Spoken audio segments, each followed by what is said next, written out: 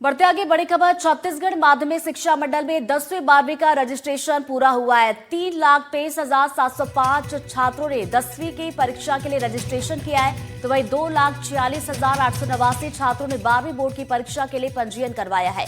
बता दें कि 20 फरवरी से 10वीं 12वीं की परीक्षाएं शुरू होंगी और परीक्षा से 10 दिन पहले छात्रों का प्रैक्टिकल एग्जाम होगा और नई शिक्षा नीति के तहत बोर्ड परीक्षाओं का आयोजन किया जाएगा। 80 अंक थ्योरी और 20 अंक प्रोजेक्ट के दिए जाएंगे। तो ये बड़ी खबर आप तक पहुंचा रहे हैं। छत्तीसगढ़ माध्यमिक शिक्षा मंडल में 10वीं 12वीं का रजिस्ट्रेशन पूरा हो गया है। ज्यादा जानकारी के साथ सहयोगी जुल्फिकार हमारे साथ जुड़ गए, सीधा उनका रुख करेंगे। जुल्फिकार, कितने दिनों में रजिस्ट्रेशन की प्रक्रिया पूरी हुई है? ये रजिस्ट्रेशन की जो प्रक्रिया है बीते दिनों चलाई गई थी माध्यमिक शिक्षा मंडल छत्तीसगढ़ के द्वारा। ये प्रक्रिया क्योंकि हर साल जो 10th के और 12th के जो बच्चे हैं उनका एग्जाम के पहले रजिस्ट्रेशन कराया जाता है। वो तमाम जो बच्चे हैं जो एडमिशन लेते हैं जब सेशन की शुरुआत होती है और उसके बाद जब परीक्षा के लिए एक अलग से फॉर्म भराया जाता है, तो जब परीक्षा के लिए जो फॉर्म भराया गया उसका जो रजिस्ट्रेशन हुआ है उसके हिसाब से अगर देखा जाए तो 10वीं और 12वीं के जो छात्र हैं उन्होंने अपना रजिस्ट्रेशन कराया है, जिसमें 10वीं के छात्रों की जो संख्या है वो 3,23,705 है। वहीं अगर देखा जाए तो 12वीं के छात्र जो है 2,46,889 जो छात्र हैं उन्होंने अपना पंजीयन कराया है। इस हिसाब से करीब 5,70,000 जो स्टूडेंट्स हैं उनका पंजीयन हुआ है परीक्षा के लिए। और 20 फरवरी से जो शेड्यूल आया है, 20 फरवरी से परीक्षा की शुरुआत होनी है। 10वीं और 12वीं के बोर्ड के एग्जाम की शुरुआत हो जाएगी और उसके पहले अगर देखें, क्योंकि अभी दिसंबर का महीना चल रहा है और अब जो छात्रों के पास मुश्किल से 2 महीने का वक्त बचा है और मुख्य परीक्षा के पहले जो प्रैक्टिकल एग्जाम होंगे, जैसे सामान्यतः 10वीं में देखें तो साइंस का एग्जाम होता है, उसमें प्रैक्टिकल के नंबर्स होते हैं। और फिर अगर देखा जाए 12th के एग्जाम है तो उसमें जो साइंस साइड के स्टूडेंट्स हैं उनका फिजिक्स, केमिस्ट्री, बायोलॉजी के और अन्य सब्जेक्ट के जो प्रैक्टिकल हैं उनके एग्जाम होते हैं। और इसका जो नई जो शिक्षा नीति आई है केंद्र सरकार के द्वारा, उसके तहत ये एग्जाम लिए जाएंगे छात्रों के। जी, बहुत बहुत शुक्रिया जुल्फिकार आपका तमाम जानकारी के लिए। तो देखिए, 10वीं 12वीं के रजिस्ट्रेशन की प्रक्रिया खत्म हो चुकी है, पूरी हो चुकी है। लाखों बच्चे हैं जिन्होंने 10वीं 12वीं की परीक्षा के लिए अपना पंजीयन करवाया है। बढ़ते आगे बात करेंगे कोंडागांव की, जहां पर जंगल में सिर कटी लाश मिली है। जंगल में लाश मिलने से गांव में हड़कंप मच गया। 50 साल के लचिंदर के रूप में इसकी पहचान हुई है। तो पिछले बुधवार से ये मृतक लापता चल रहा था और परिजन ने हत्या की आशंका जताई है।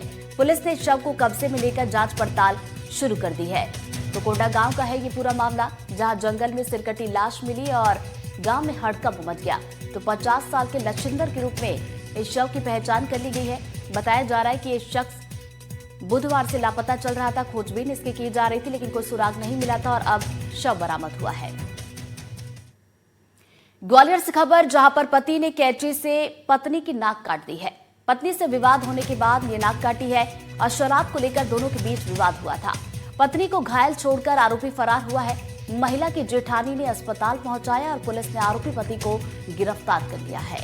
तो ग्वालियर से ये बड़ी खबर आप तक पहुंचा रहे हैं, जहां पर पत्नी की नाक पति ने काट दी कैंची से और बताया जा रहा है कि दोनों के बीच विवाद हुआ था, जिसके बाद पति ने नाक काटी है। खबर छिंदवाड़ा से, जहां कलेक्टर तामिया के मोया पानी पहुंचे और यहां रात्रि चौपाल लगाकर ग्रामीणों की समस्याएं सुनी हैं और अधिकारियों को निराकरण करने के निर्देश दिए हैं। ग्रामीणों ने सबसे बड़ी समस्या बिजली के कम वोल्टेज की बताई है, जिस पर कलेक्टर हरिंद्र नारायण ने बिजली विभाग के अधिकारियों को सख्त निर्देश दिए हैं कि रविवार को ही गांव में नया ट्रांसफार्मर लगाया जाए। ग्रामीणों ने स्टॉप डैम की भी मांग की है। कलेक्टर ने संबंधित विभाग को निरीक्षण कर प्रस्ताव बनाने का निर्देश दिया है। कलेक्टर ने आंगनबाड़ी केंद्रों में बच्चों की उपस्थिति और भोजन की गुणवत्ता की भी जानकारी ली और ढाना क्षेत्र में मिनी आंगनबाड़ी खोलने का आश्वासन भी दिया। वहीं पशुपालन विभाग को गांव में कैंप लगाकर मुर्गी शेड योजना के आवेदन लेने और लक्ष्य बढ़ाने के निर्देश दिए हैं।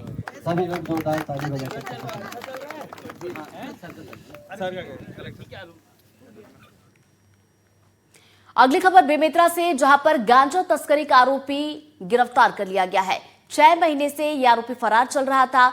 राजेश पटेल इसका नाम बताया जा रहा है। तो तस्करी का एक आरोपी पहले ही गिरफ्तार हो चुका है।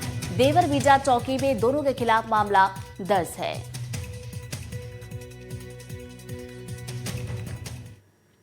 अगली खबर भी बेमित्रा से है, जहां लूटपाट करने वाले गिरोह का भंडाफोड़ हुआ है।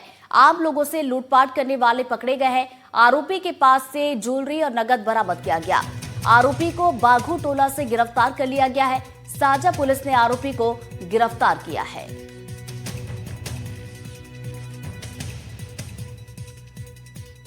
तो बेमित्रा से खबर आप तक पहुंचा रहे हैं। लूटपाट करने वाले गिरोह का पर्दाफाश हुआ है। आम लोगों से ये लूटपाट की घटना को अंजाम दिया करते थे और आरोपी के पास से ज्वेलरी और नकद भी बरामद कर लिया गया।